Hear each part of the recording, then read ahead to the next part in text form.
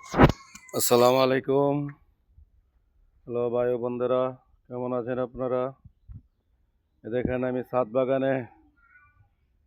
বাগানে বেল গাছ লাগিয়েছি। আম গাছ আছে, নিম গাছ আছে, মরিচ গাছ, এবং দেখেন কলবের আম।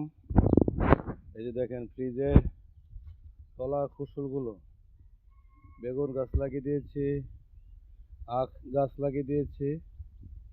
এই যে দেখেন লেবু গাছ এবং বড়ই গাছ। মাশাআল্লাহ অনেক ভালো হয়েছে।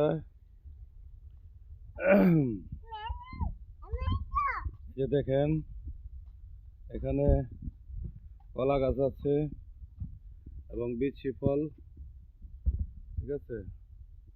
এই যে ফ্রিজের তলায় করে অনেক সুন্দর ছাদ বাগান হয়েছে। এই যে আমাদের নতুন ড্রাগন গাছ, ড্রাগন আগামী বছর ইনশাল্লাহ ধরবে।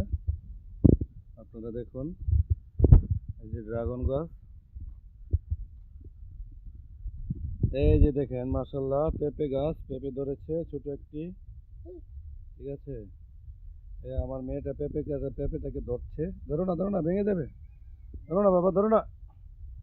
এই যে পেঁপে গাছ, এই যে আরো বড় পেঁপে গাছ আছে। মাশাল্লাহ অনেক বড় পেঁপে হয়েছে। হ্যাঁ হ্যাঁ, অনেক বড় পেঁপে হয়েছে গাছ। আজকে 2 বছর যাবৎ এই পেঁপে খাচ্ছে, এটার থেকে এটা বড়ই হচ্ছে, ঠিক আছে। এই যে আমাদের দেখুন, এই যে কলমি শাক, তাদের মধ্যে গ্রামের থেকে একটি কলমি শাক লাগিয়ে দিয়েছি। এখন কলমি শাক কত সুন্দর ছাদের মধ্যে বাইট ঘুরতেছে, বিচলিত হচ্ছে ছাদের মধ্যে। এই যে আমাদের বেগুন গাছ, মাশাআল্লাহ বেগুন ধরেছে দেখেন, ছোট ছোট বেগুন ধরেছে। অনেক বেগুন খেয়েছি গত বছর, ওই গাছগুলি এখনো আছে, ইনশাল্লাহ আগামীতে খাবো। এই যে 2টা গাছ, এটিতে কোনো ফল দিচ্ছে না, শুধু ফুল দেয়। কি করবো একটু বুঝাই, একটু কমেন্ট করবেন ভাই।